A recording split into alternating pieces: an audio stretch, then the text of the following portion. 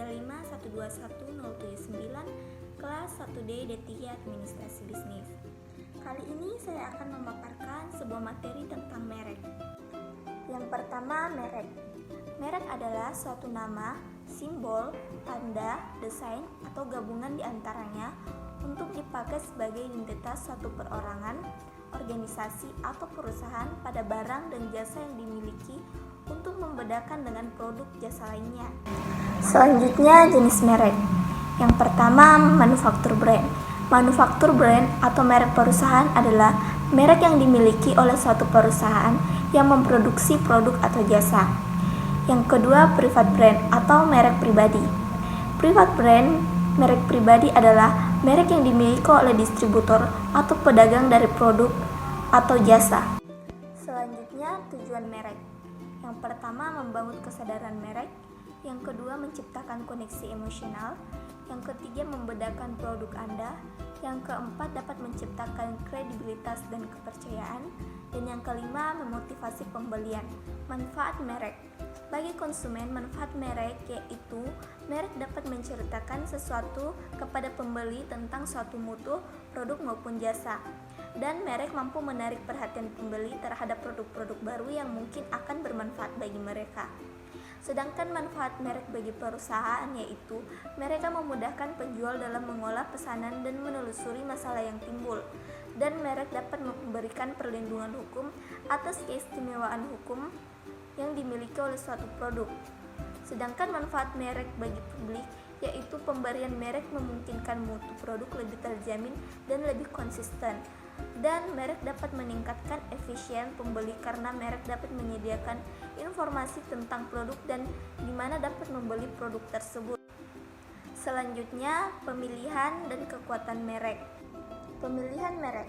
Yang pertama, memorable. Elemen merek harus gampang dikenali dan diingat. Hal ini mendukung tingkat ekuitas merek yang bertujuan mencapai tingkat tertinggi dan brand awareness pasar. Yang kedua, meaningful. Elemen merek harus mempunyai kredibilitas dan daya sugestif, misalnya membuncahkan kesenangan menarik, serta kaya dalam image visual dan verbal. Yang ketiga, transferability. Elemen merek ini bersifat mobile, baik dari sisi kategori, produk maupun batasan geografis maupun budaya. Yang keempat, adaptability. Elemen merek ini harus bersifat fleksibel agar dengan gampang lebih mudah diperbarui dan disesuaikan dengan konteks. Yang kelima, protectability. Elemen merek ini harus aman baik secara hukum maupun persaingan. Kekuatan merek. Yang pertama, brand awareness. Kesanggupan seorang calon pembeli untuk mengenali atau mengingat kembali bahwa suatu merek merupakan bagian dari kategori pengingatan dari sebuah merek dan pembedaan dari merek yang lain yang ada di lapangan. Jadi brand awareness adalah kemampuan konsumen untuk mengingat satu brand dan yang menjadikannya berbeda bila dibandingkan dengan brand lainnya. Yang kedua, customer perception. Didefinisikan sebagai persepsi pelanggan terhadap keseluruhan kualitas atau keunggulan suatu produk atau jasa berkenaan dengan maksud tertentu. Yang ketiga, brand association adalah sesuatu yang berkaitan dengan ingatan mengenai sebuah produk. Asosiasi ini tidak hanya eksis, namun juga memiliki suatu tingkat kekuatan. Keterkaitan pada suatu merek akan lebih kuat apabila dilandasi pada banyak pengalaman atau penampakan untuk mengkomunikasikannya.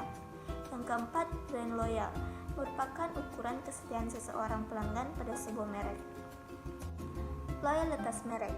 Loyalitas atau kesetiaan didefinisikan sebagai komitmen yang dipegang kuat untuk membeli atau berlangganan lagi produk atau jasa tertentu di masa depan meskipun ada pengaruh situasi dan usaha pemasaran yang berpotensi menyebabkan perubahan perilaku. Griffin berpendapat bahwa seseorang konsumen dikatakan setia atau loyal apabila konsumen tersebut menunjukkan perilaku pembelian secara teratur atau terdapat suatu kondisi di mana mewajibkan konsumen membeli paling sedikit 2 kali dalam selang waktu tertentu. Upaya memberi kepuasan konsumen dilakukan untuk mempengaruhi sikap konsumen, sedangkan konsep loyalitas konsumen lebih berkaitan dengan perilaku daripada sikap dari konsumen. Selanjutnya, fungsi merek. Yang pertama, identity atau identitas. Identitas merek adalah apa yang dimaksud oleh merek dan bagaimana hal itu dirasakan di dunia. Itu adalah kata-kata, pikiran dan gambaran yang muncul di benak ketika konsumen terlibat dengan sebuah merek dan bagaimana hal itu bisa membuat konsumen merasakannya. Yang kedua, trust. Kepercayaan dianggap sebagai cara yang paling penting dalam membangun dan memelihara hubungan dengan pelanggan. Dalam jangka panjang, hal ini menjelaskan bahwa menciptakan awal hubungan dengan partner didasarkan pada trust atau kepercayaan. Yang ketiga, desain. Dengan membuat desain, merek dapat memilih dari ratusan template yang dapat disesuaikan dan mendesain yang benar-benar menunjukkan merek dan produk Anda. Yang keempat, value. Nilai suatu merek sama saja dengan membicarakan masa depan merek. Semakin kuat nilai merek, risiko mereknya akan semakin kecil. Kedua adalah brand driver, yakni atribut yang dikaitkan dengan merek. Contoh paling gampang adalah harga.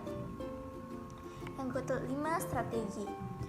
Yang dimaksud strategi di sini, produsen, distributor, atau pedagang pengecar dapat melakukan. Sekian dari saya, terima kasih. Wassalamualaikum warahmatullahi wabarakatuh.